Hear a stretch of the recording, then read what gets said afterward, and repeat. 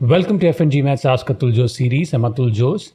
Today I explain the 5 rules to manage your supervisors for MBA application recommendation letters. This is a tricky topic to cover, and I don't think many of you fully understand the challenges you are likely to face when you request a recommendation letter. Over the past 10 years, I've seen so many interesting dynamics between supervisors and applicants from technology, military, investment banking, marketing, consulting, and engineering backgrounds. Each interaction I had as part of FNGMAT's recommendation letter editing service has given me insights into following certain best practices. Number 1, establish a protocol for communication. As in any professional setting, you're expected to write an email with a balanced tone and convey the requirement for the recommendation letter. You should bring the person to the center stage and emphasize the value of the letter for admissions and reiterate how the essays and the letter must match. Ideally, meet the person outside a professional context in a cafe or in a neutral venue. For conveying such an important message, a chat or email as the first communication might diminish the seriousness of your goal. You might be comfortable with internal chat apps and voice messages. I recently got a request for an important tax document from a former employee through chat. And I found it absurd that someone would request such an important document through chat. No matter how much we have evolved with communication, stick to email as your default communication tool. Let's say you have relocated or the supervisor is traveling and email is the only option for the first interaction. Write an email with the entire context, why an MBA, the importance of a recommendation letter, the value of the supervisor's voice in the letter,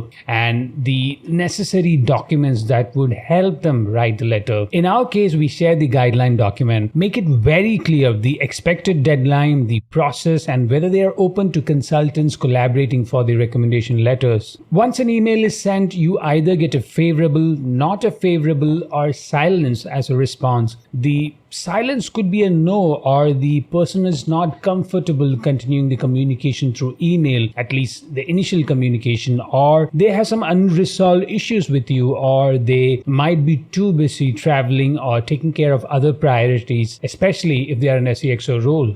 Number 2, manage ego clashes. Most supervisors will say yes to your request, but when you start the process, they will quote a few roadblocks like rules of advising them. Some are open to working with consultants like me, but some might not be so open. I had this one case where a Harvard MBA alumnus who was the supervisor said, I will listen to one iteration of your edit, but then I'm not comfortable taking more edit advice. This was a fairly older gentleman, so I don't know if it was the age that played into that ego, or was it about following rules as an entrepreneur, or just the ego of listening to another person giving you advice on writing a recommendation letter. I'm pretty certain the person had written many recommendation letters in his time, but it was an interesting experience where a person is trying hard, really hard, not to let his ego come in between what he could do for his employee. In such cases, what we do at FNGMAT is offer a guideline document. So this way, the supervisor gets a document with a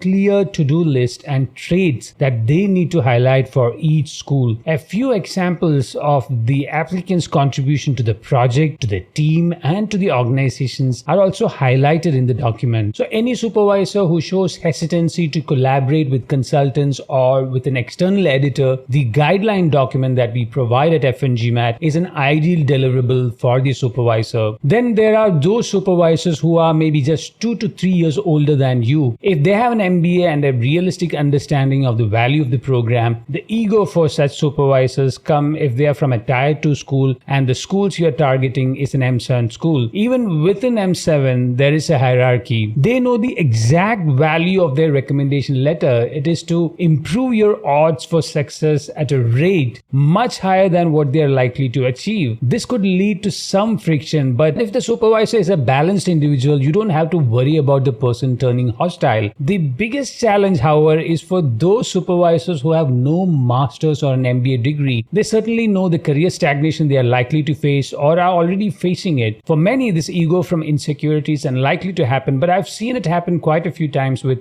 trivial excuses to stall the recommendation letter writing process. I've heard excuses like there's a protocol for receiving emails from external organization, that is the organization that the consultants represent. Many just submit the letter even after requesting not to submit without a discussion with the applicant or a consultant, and some might very subtly include weaknesses that could jeopardize the entire application. It just takes a line or two to contradict the entire narrative you might have built for the essay. So whatever be the circumstances, make sure that a consultant or an editor is reviewing or at least reading the letter before submitting it. Number 3, accept the role reversal. If you look at the entire recommendation letter writing process, you are supervising your supervisor, obviously not too aggressively, but eventually you have to send follow-up emails, nudge them with tips, and perhaps even meet them to understand the challenges of completing the letter. So when the roles are reversed, a common mistake I see is the applicant hesitating to send follow-up emails, calls, or even messages, fearing that such follow-ups could annoy the supervisor. Many try to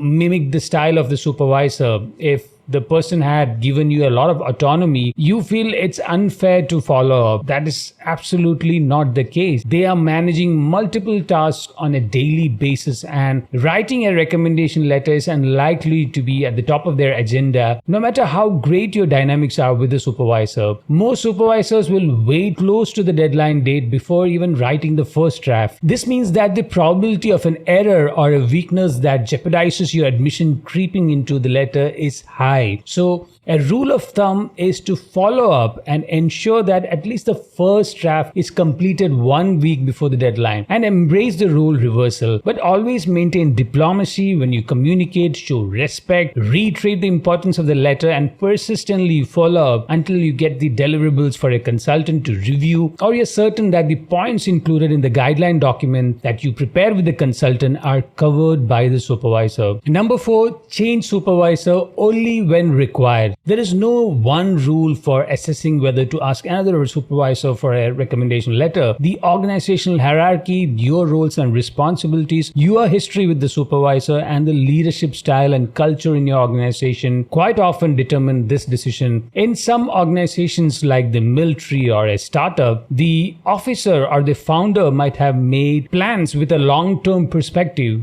Even the promotion might be an incentive for you to stick around. So when you share a plan that disrupts their talent strategy, they might react negatively, at least initially. Let the tension ease a bit, then you approach the supervisor in a week. Just remember that they believed in you. That's the reason they made long strategic plans with you in mind. But because the initial reaction is that of a betrayal, you might feel that the supervisor might not write a letter. I've seen that after the initial reaction, most supervisors are happy to write a recommendation letter, capturing the unique strengths of the applicant. I've also seen applicants overreacting when faced with slight delays or a few roadblocks. Some supervisors are in fact passive-aggressive in the way they demonstrate their disinterest in supporting your career goals. So if you have followed our strategy to split round 1 and round 2 target schools, you might have already experienced the reality of working with the supervisor in round 1. And when you're preparing for round 2 by the end of November and the first 2 weeks of December, review that experience. And if you notice a lot of conflicts and unnecessary follow-ups, even to make them do the bare minimum, it is time to find another supervisor. Number 5, focus on the narrative. It's very important that you reflect and understand what happened during your tenure with the supervisor. If in all the projects you had a visible contribution, then you don't have to worry about approaching the supervisor. But let's say one project didn't achieve the desired result one had anticipated, and another you did exceptionally well, then you can strategically include the weakness narrative for the project that didn't do as well. The weakness narrative of the feedback given by the supervisor and the corrective steps you have taken question require cooperation from the supervisor. They could very easily cite an example that touches on a lack of maturity or weakness in communication, both of which can jeopardize your admission chances. If you can't directly guide them, you can cite your consultant saying something like, "My consultant suggested that the weakness about my reaction is not appropriate for an MBA application." This way, you have a scapegoat in us, the consultants, and your relationship with the supervisor is intact. You must be very careful not to overdo the management of the weakness part. This is an area where the supervisor can get a little annoyed with you. They would feel that the integrity of the application process is violated when you suggest another weakness that is less detrimental to your admission chances. One way to neutralize this problem is to share an overview of the narrative that you have used for the essay, not the actual essay,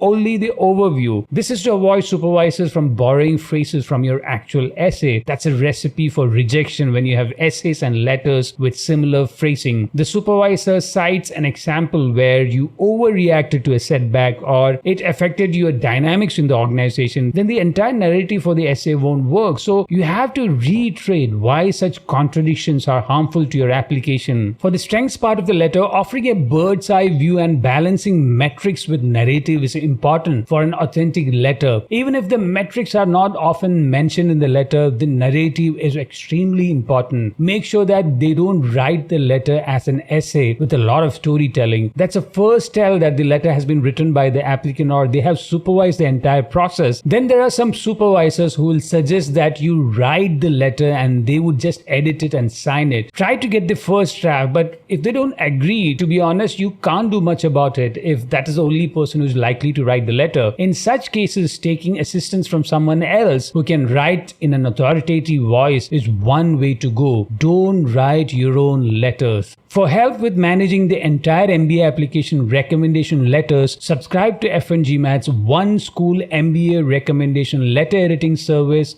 at store.fngmat.com/recommendation-letter. If you need help just with one supervisor, subscribe to FNGMAT's One Supervisor recommendation letter editing service at store.fngmat.com/one-recommendation-letter.